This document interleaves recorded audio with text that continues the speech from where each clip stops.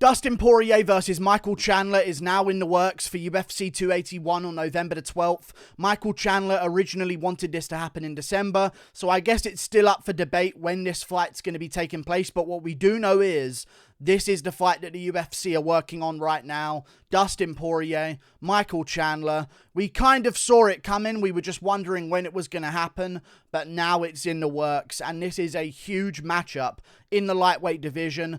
A title elimination bout maybe for Michael Chandler, although I do believe the winner of Beneil Dariush versus Metelius Gamrot, especially if it's Beneil Dariush, deserves to get a title shot in the lightweight division, but the winner of this one is going to be in a very, very amazing position in the lightweight division to start calling their shots, maybe against Conor McGregor when he comes back. We just got wind that he was doing a main role in a film like Roadhouse remake type film with Jake Gyllenhaal, so I guess that's going to maybe delay his comeback a little bit. So I think they heard that news, and then all of a sudden Michael Chandler, Dustin Poirier were like, okay, Conor McGregor's off the table this year, let's have a fight against each other, and this is the matchup that's been made. I'm really looking forward to it, and I feel as though Dustin Poirier is going to get this one done, but I'm worried, and I might change my mind.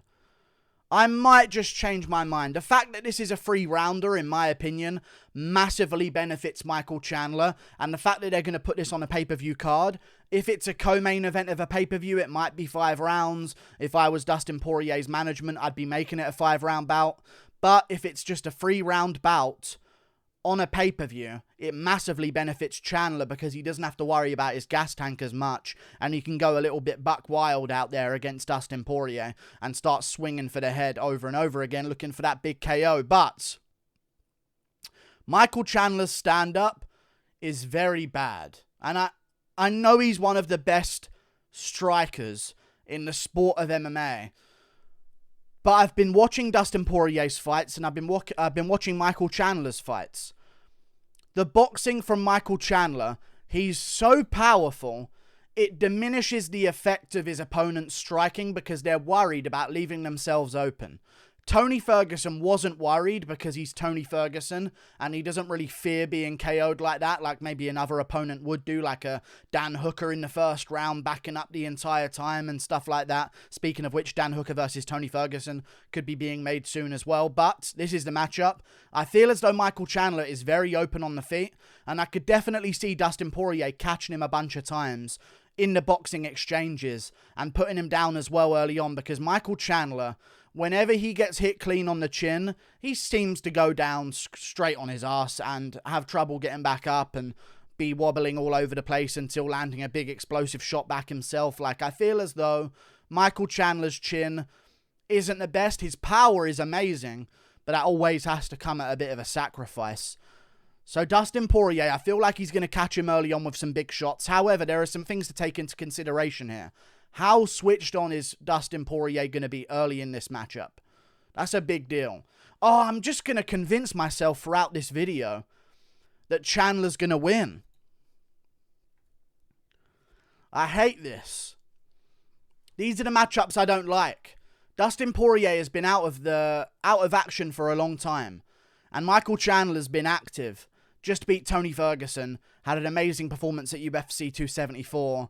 Dustin Poirier, I mean, his last fight was against Charles Oliveira, and was that in December? I want to say that was in December. Maybe it wasn't, but I feel as though it genuinely was in December of 2021, which is crazy that it's been that long, but that's genuinely how long it's been. And I feel like that's a real problem from the UFC's end to wait this long to get Dustin Poirier back in there, because I know he said he wanted to fight in July, he wanted to fight in August, and all this type of stuff, but now they're putting him against Michael Chandler, an amazing matchup for MSG. Please do it in November. I don't want to wait until December. I know Chandler wanted it in December, but please, let's not wait any longer here. Let's get this going. Dustin Poirier is going to have been out of the cage for 11 months. I didn't mean to list those two amounts of months back to back. No offense, Americans, but 11 months of time it has been since Dustin Poirier has been in the cage. And that will have been the longest time that he has been out of the cage since a very, very long time. An extremely long time. An unrememberable amount of time, because it's been that long since he's been that inactive. So This is going to be a big deal. Plus, if there's ever a time for him to get a little bit complacent, this would be the time. He made the McGregor money. He made the championship money against Oliveira. I feel as though Chandler might be able to grapple with him. But the problem is, and this is why I'm picking Dustin Poirier at the end of the day, I know Chandler's not going to grapple with him straight away. It's going to take Michael Chandler to get dropped or hurt badly to even consider grappling with Dustin Poirier. And I feel as though Dustin Poirier is going to get this one done in the exchanges early on with the better boxing skill, with the better striking defense. And I think it's going to be a problem for Michael Chandler. I really do. Michael Chandler, watching some of Dustin Poirier's fights, Eddie Alvarez was able to get him to the ground quite easily, and Poirier wasn't able to get back up. And even against Charles Oliveira, they ended up on the ground in round 2.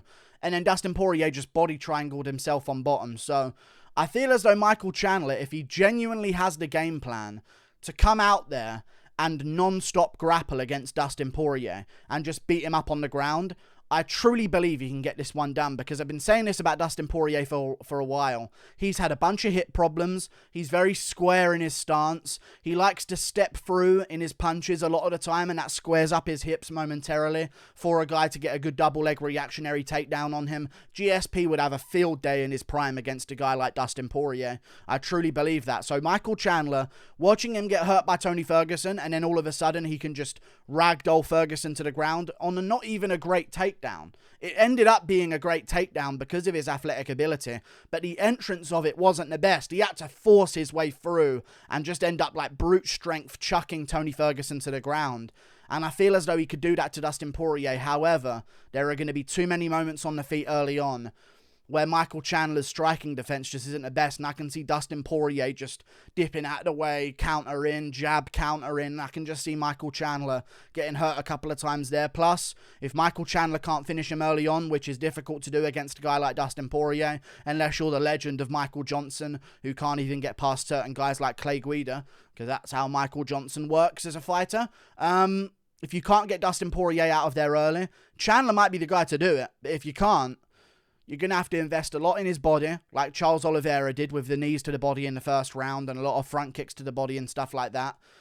If Chandler makes it into the later rounds here, it could be problems for him as well. So I feel as though the window of opportunity for Chandler in this matchup is going to be A, after he gets hurt originally on the feet, or B, a little bit too early on in the fight to where Poirier could come back later on. So I think Poirier has more windows of opportunity. I think both fighters have a good chance early on, but Chandler's not going to have been as active. I guess he wants to heal up his eye. Chandler's an older guy himself, so I feel he wants to take a little bit of time off there, but I'm really looking forward to this. We need more of these types of matchups. Go, go, go, go, go. Where is Covington? Where are the top middleweights? I just clanged my teeth together there saying Covington. Either way, where is Covington? Where are the top middleweights? Square them off. I hate this. Like, we had to wait this long for Dustin Poirier to get back in there. Get Justin Gaethje back in there. Where's the rumors of his matchup coming up soon? I want these conversations to be had. It's actually a shame that it took 11 months for us to even understand what was going on with Dustin Poirier. But I am going to be picking Dustin Poirier to win this one by TKO. His boxing's just a little bit too crisp. However, this is big information, because if Conor McGregor's looking to come back in December or January or February, I doubt the winner of this is going to be ready to turn around that quickly, because it's going to be a fun scrap as long as it lasts. And this kind of takes them off the market for a potential Conor McGregor matchup. Plus, if Dan Hooker versus Tony Ferguson gets made, it almost unanimously leaves welterweights as the only options for Conor McGregor to come back against. And that would leave Masvidal. And that would leave maybe Nate Diaz at welterweight. But now Nate Diaz has taken his last fight against Khamzat Chimaev and arguably won't stay around with the UFC after that. He's probably going to dip off and get KO'd by Jake Paul to ruin MMA even more and disgrace our sport some more, because it hasn't been done enough by Tyron Woodley and Ben Askren. Either way, I think we've left the option of Masvidal for McGregor, but, and let me just say this right now in this video, so it's on record that I even suggested it when no one's really suggesting this. Covington is sitting out for a long time, And he's probably not going to fight the winner of Chimaev versus Diaz. Chimaev's probably going to get a title shot. He's not going to be looking to fight the winner of Bilal Muhammad versus Sean Brady. Let's just be real. They're probably going to be like a short notice replacement for a title shot at some point in the welterweight division as well. I would not be surprised if they do Burns versus Masvidal in November, in December, whenever they're going to do it. And they also do McGregor versus Covington. I really would not be surprised if that's what happens. Because he's open. And he's available for a matchup, and he's got all these court things going on, and if he wins that, then he can start thinking about returning to the octagon. And that might be early next year. I hope it isn't wasting his prime. Like, it's actually so annoying when fighters do that, but I wouldn't be surprised. I would not be surprised. McGregor's delaying his comeback with this film, and of course his injury as well. Covington's having a bit of a delayed comeback. I'm okay with McGregor Covington, even though it'd be a bit of a crazy one in terms of rankings in their division. It'd still be a great matchup, but yes, put this on MSG in November, make it happen. Maybe I'll do a card builder for MSG tomorrow or something like that. That could be a good idea, but I feel as though it should be Jones versus Miocic in the main event. Co-main event. Oh, couldn't Esparza be on a fight night? I don't know. I don't want to hog up a pay-per-view spot with her. That's not going to generate any buys. Let's do Esparza versus Zhang on like a fight night Beijing or something like that. She ain't going on a pay-per-view. So let's do... Jones versus Miocic main event in November. We can't have Adesanya on a Jones card. He'll probably be the December pay-per-view headliner with Volkanovski versus someone in the co-main, or maybe Volkanovski will be coming back early next year. I guess we could do Figueiredo versus Moreno on that card. Michael Chandler versus Dustin Poirier. Gilbert Burns versus Jorge Masvidal. Some of these types of matchups could go down on that card, and that would be an amazing time. And this November card in MSG, it better be stacked to the brim, because we have the fighters necessary for that card. We really do. So let's get them in there, get them competing, and stop all this messing around with, but you know, like, I don't know about, you know, just get them in the fucking cage for November. Where's Kevin Holland? Sean Strickland's looking to come back soon against maybe a Cannonier or a Brunson. They're good card material. Get them at a press conference somewhere. Let's just make all of these fights happen. But this is going to be a good one for November, and I'm really looking forward to it. This is pay-per-view buys right here. This is guaranteed entertainment and pay-per-view buys galore. Charles Oliveira is a very happy dad right now, to say the least. He should get a Nelk sponsorship. Either way, looking forward to this. The winner of this one, again, Dustin Poirier is going to claim he's earned a title shot. This is just how it is with top contenders. They win a fight and it's like, I'm getting my title shot. Like, no. I think the winner of this one doesn't deserve a title shot. I'll be honest with you. The winner of Dariush versus Gamrot should be getting a title shot. But Poirier and Chandler are both higher ranked than Dariush and Gamrot. So, am I wrong? It's such a weird thing right now because all the top guys only fight the top guys. There's no movement between the guys in the lightweight division. There's like very rarely a top 5 guy fighting a guy outside the top 5. They're just all fighting each other, coming off losses, coming off wins. One of them coming off a loss, one of them coming off a win. So maybe the winner of this will get a title shot. But maybe they'll do Gaethje versus Fiziev and that'll clear up a title shot. But not for Gaethje though. Oh, it's such a mess. I feel like the winner of Dariush versus Gamrot should jump way up the rankings, above the loser of Chandler Poirier. Gaethje should start fading down the rankings because his best win is Tony Ferguson, and that's starting to mean not so much anymore, really, let's be real. Oh, no, but he does have a win over Chandler. It's such a mess, lightweight. What a mess of a division. We need fresh matchups. Anyway, thank you for watching the video. Like and subscribe. Toodle pip. I'll see you later. Can't wait for this matchup. I'm going to go Dustin Poirier, late first round TKO. Toodle pip.